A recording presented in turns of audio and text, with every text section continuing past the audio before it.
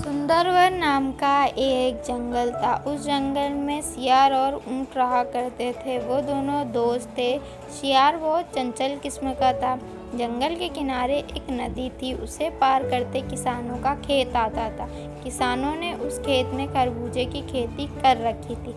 एक दिन की बात है, सियार और ऊंट दोनों खाने की तलाश में जंगल में घूम रहे होते।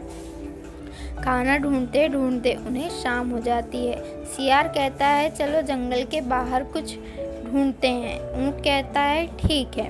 दोनों जंगल के बाहर जाते हैं। उन्हें नदी दिखती है। नदी पार करने के लिए सियार ऊंट की पीठ पे बैठ जाता है। नदी पार करते हैं। खेत नज़र आता है। सियार कहता है, चलो खाने का इंतज़ाम तो हो गया।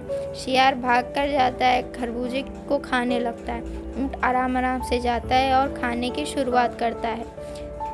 खाने की शुरुआत करते ही सियार कहता है, भाई मेरा पेट तो भर गया। ऊंट कहता है, अरे अभी तो मैंने खाना शुरू किया है। सियार कहता है, अब मुझे चिल्लाने का मन कर रहा है।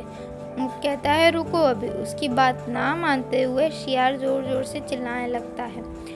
खेतों के मालिक वहाँ रखवाली कर रहे होते हैं, तभी भाग के खेत की तरफ आते हैं और सियार तभी भाग जाता है।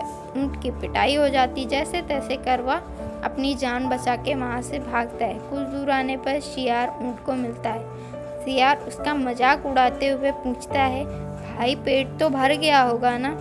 ऊंट को बहुत गुस्सा आता है, परंतु वह कुछ कहता नहीं। फिर नदी आती है। नदी पार करने के लिए सियार ऊंट की पीठ पे बैठ जाता है।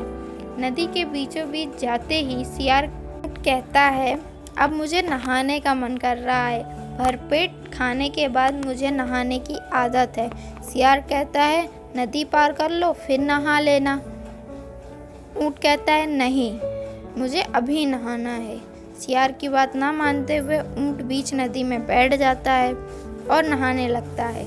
नदी का बहाव इतना तेज होता है कि सियार थम नहीं पाता। वो नदी के बहाव के साथ बह जाता है और ऊंट नदी पार कर लेता है। ऊंट कहता है, जैसी करनी वैसी भरनी।